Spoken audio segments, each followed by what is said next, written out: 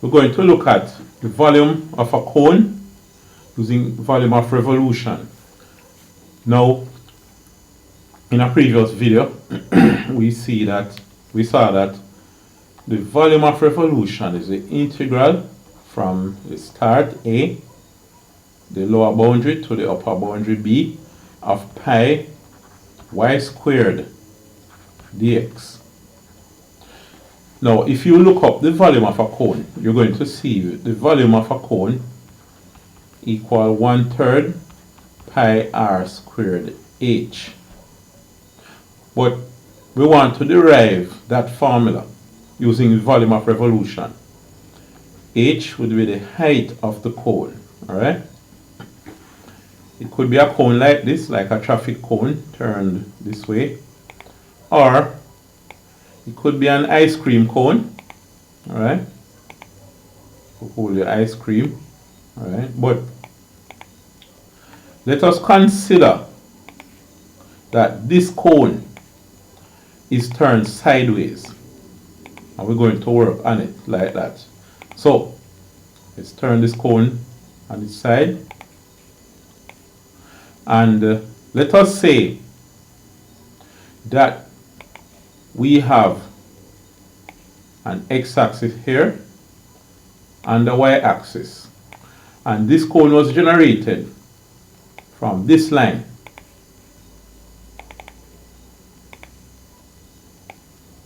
Alright, and we rotate it from a volume of revolution. We rotate it, make one revolution, and trace out a solid. Now, in this case, our height is now this, and we have a radius of the cone. We have various radiuses here, or various radii, depending on where we are along the height. Now, here, suppose we consider cutting a slice of the cone like this. So we get this shape. Now, we have our radius here, and this change in value, let's call it delta x, which would be the height of this particular shape. Now, on the left hand side, the radius would be a little smaller than on the right hand side, but let's consider that they are approximately the same. Then the volume of this cylinder would be pi r squared h. So the volume would be pi times, now consider the r. What is this r? Here, the radius would be this particular value for y. Alright? So, remember that this is a straight line. What you see going here is a straight line. That's that edge of the cone. Remember that the general form of a straight line is y equal mx plus c, where m is the gradient and c is the y-intercept. The y-intercept is right here at the origin. We start drawing from the origin. So our c would be 0. But then if you say mx plus 0, you might as well just say mx. Alright? M is the gradient. Same as tan of an angle. If you put the angle here, the opposite over the adjacent. Alright? But m is the gradient. Now, the gradient is, in this case, the radius over the height. That's the radius over the height. This largest radius over the total height.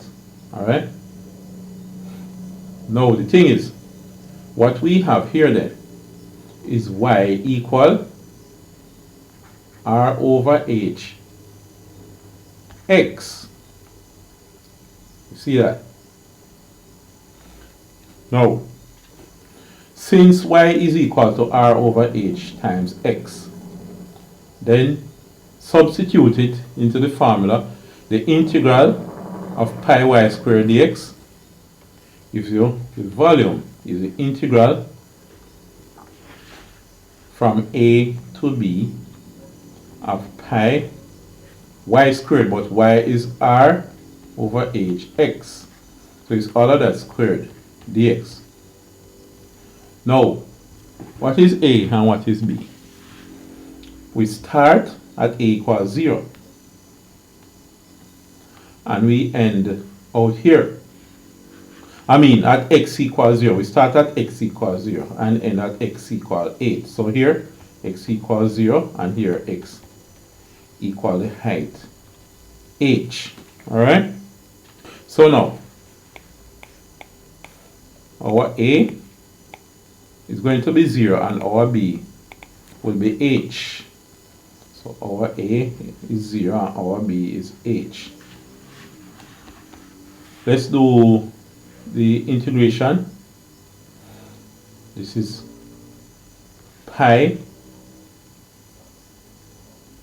No, let's not do the integration yet. Let's rewrite this and simplify what we have inside the bracket. R over h times x, all squared, means r squared over h squared times x squared dx. Alright, so we have all of that to integrate. So what we have now, when we do the integration now, we say pi r squared over h squared. All of that is just number, you know. Then it's dx, so it is x cubed over 3. Add 1 to the 2 to get the new power 3 and divide by the new power 3. Alright? And we are going from 0 to h. We could have put the pi r squared over h squared on the left if we wanted, outside of the integral sign. But let's just work with it as we have it here. So here we have pi r squared over h squared times, now we substitute the upper boundary x cubed and we put h for x, so it is h cubed, right, over 3 minus, then the lower boundary is 0, is pi r squared over h squared times 0 cubed over 3. See that? So what's going to happen here? All of this will be 0 because we multiplied by a 0. So we have pi r squared. Now h squared is going to divide into h cubed and leave h. Alright? And divide by 3. So what we get is 1/3, because we're dividing by 3, 1/3 pi r squared h.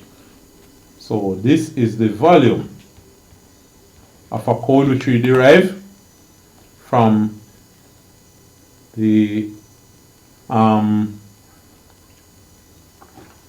volume of revolution of a straight line starting from the origin.